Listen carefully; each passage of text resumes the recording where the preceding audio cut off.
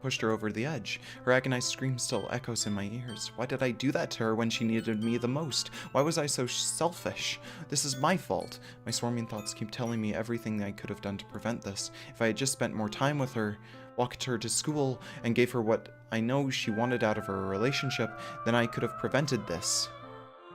I know I could have prevented this. Screw the literature club. Screw the festival. I just lost my best friend. Someone I grew up with. She's gone forever now. Nothing I do can bring her back. This isn't some game where I can reset and try something different. I had only one chance and I wasn't careful enough, and I will carry this guilt with me until I die. Nothing in my life is worth more than hers, but I still couldn't do what she needed from me. And now, I can never take it back. Never. Never. Never. Never. Never. End.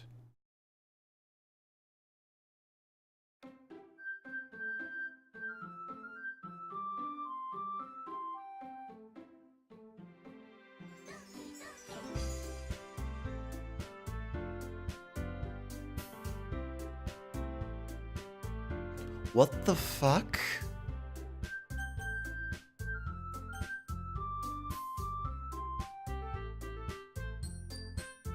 Okay.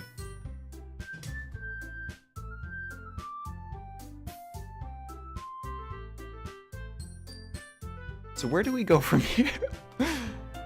Oh my god.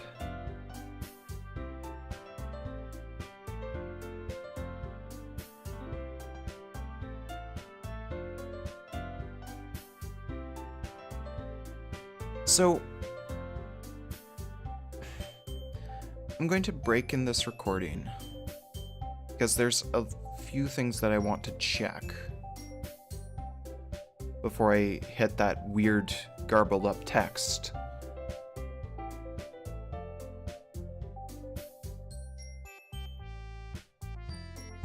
But first, I think, before I hit that button, let's reload here, and let's test the other one. Because I don't know if this would actually... Because...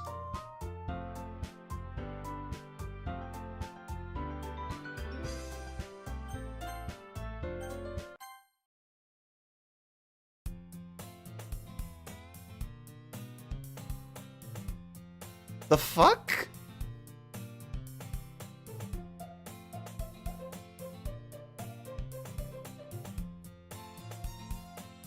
This is the opening of the game.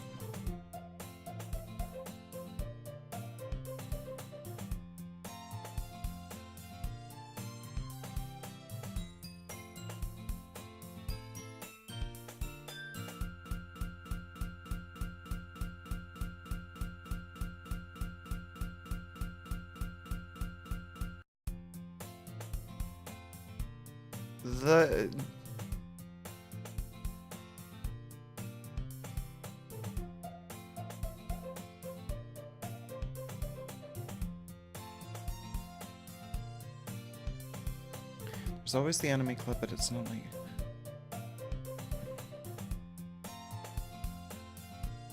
The heck? I'm sorry that I haven't been reading this. I'm just a bit in shock. School day is as ordinary as ever, and Shiori is fucking gone. And it's over before I know it. After I pack up my things, I stare blankly at the wall, looking for an ounce of motivation.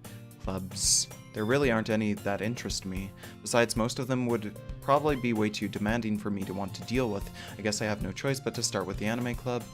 Moonin? Monica?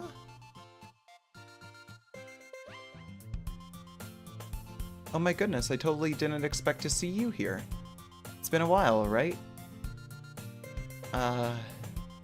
Yeah, it has.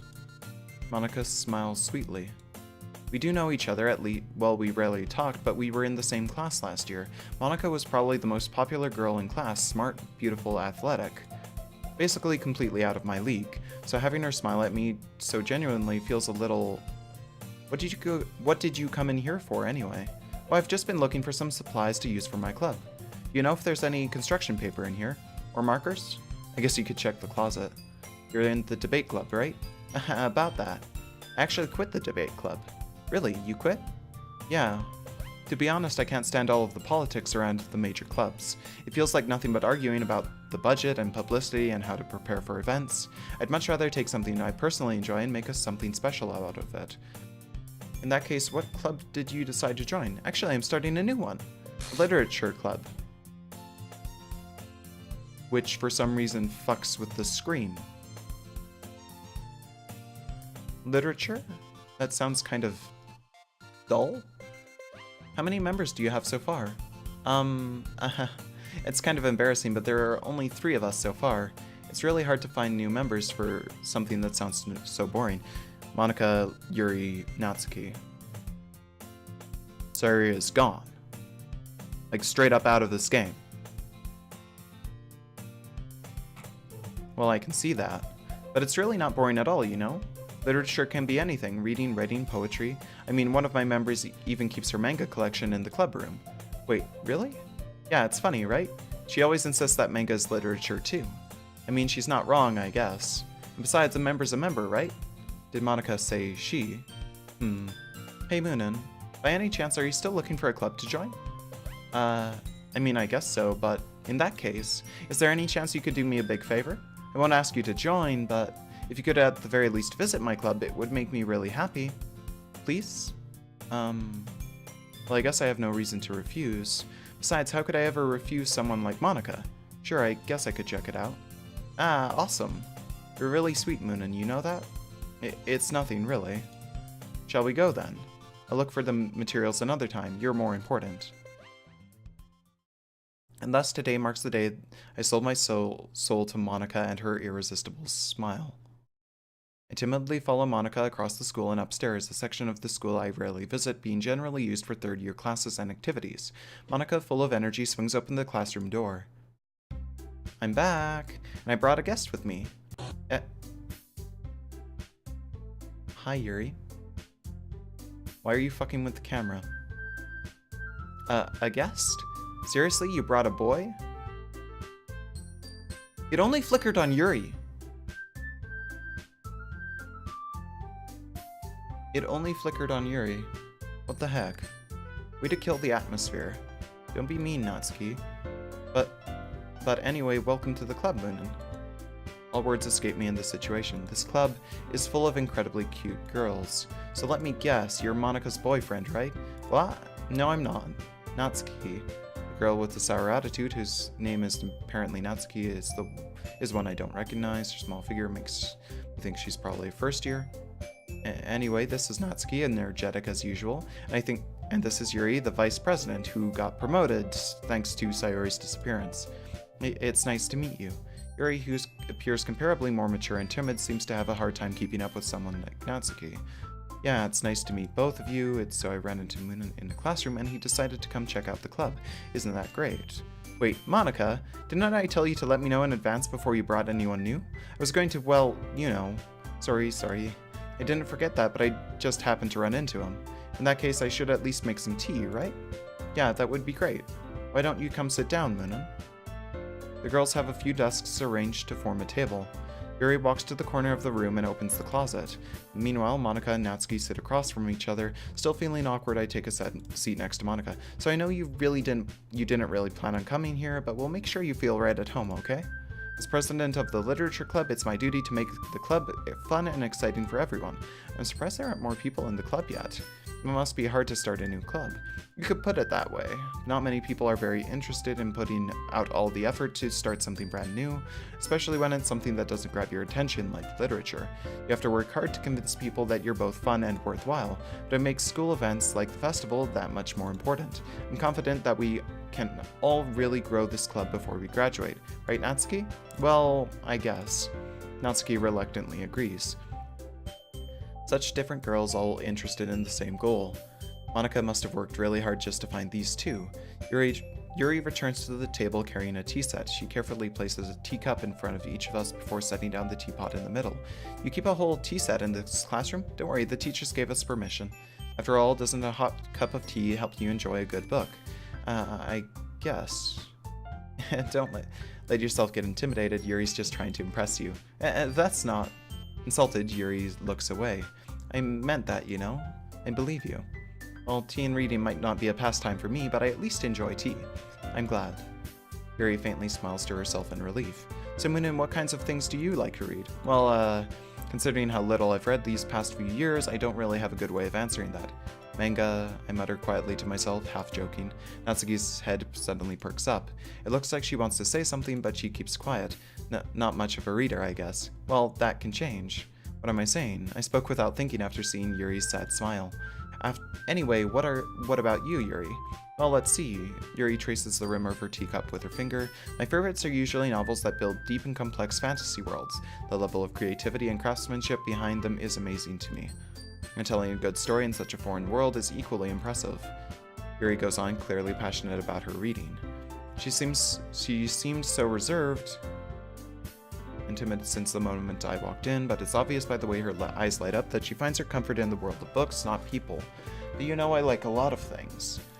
Stories with deep psychological elements usually immerse me as well. Isn't it amazing how a writer can so deliberately take advantage of your own lack of imagination to completely throw you for a loop? I wonder.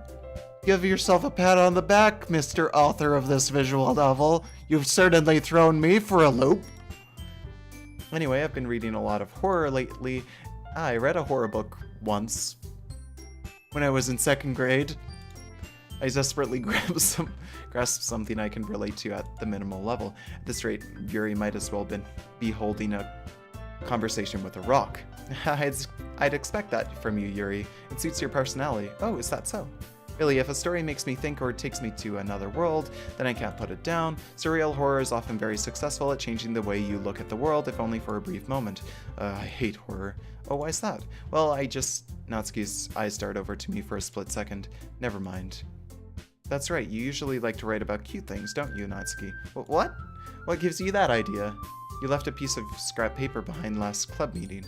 It looked like you were working on a poem called Don't Say It Out Loud! And give that back. Fine. Natsuki, you write your own poems? Well, I guess sometimes. Why do you care? I think that's impressive. Why don't you share them sometime? No. Natsuki averts her eyes. You wouldn't like them. Not a very confident writer yet? I understand how Natsuki feels. Sharing that level of writing takes more than just confidence. The truest form of writing is writing to oneself. You must be willing to open up to your readers, exposing your... Yes, we've heard this before. You have writing experience too, yes. Maybe you should share some of your work. I guess it's the same for Yuri. We all sit in silence for a moment. Hey, just got an idea. How about this? Natsuki and Yuri... So I'll go home and write a poem of her own. The next time we meet, we'll all share them with each other. That way everyone is even. I mean, I thought it was a good idea. Well, I think you're right, Monica. We should probably start finding activities. Did decide to...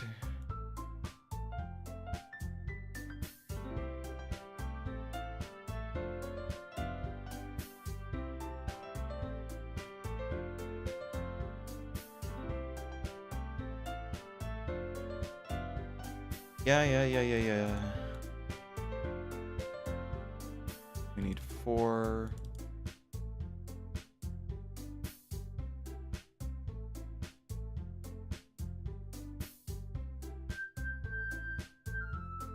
Yes.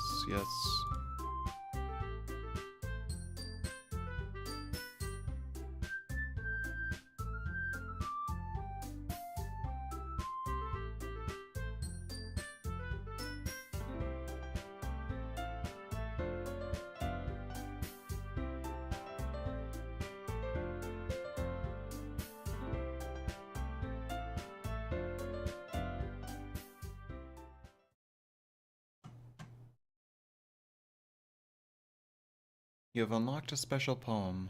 Would you like to read it?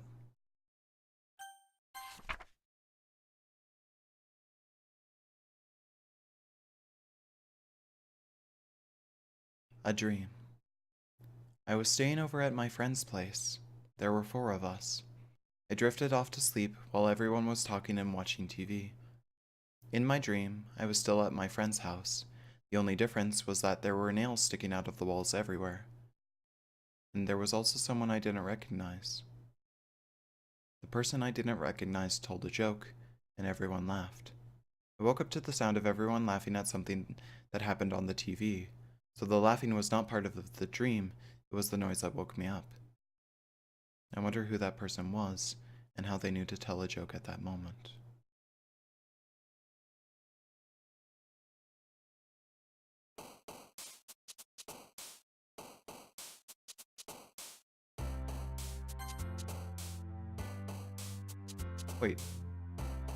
Wait, what happened? My other safes are gone.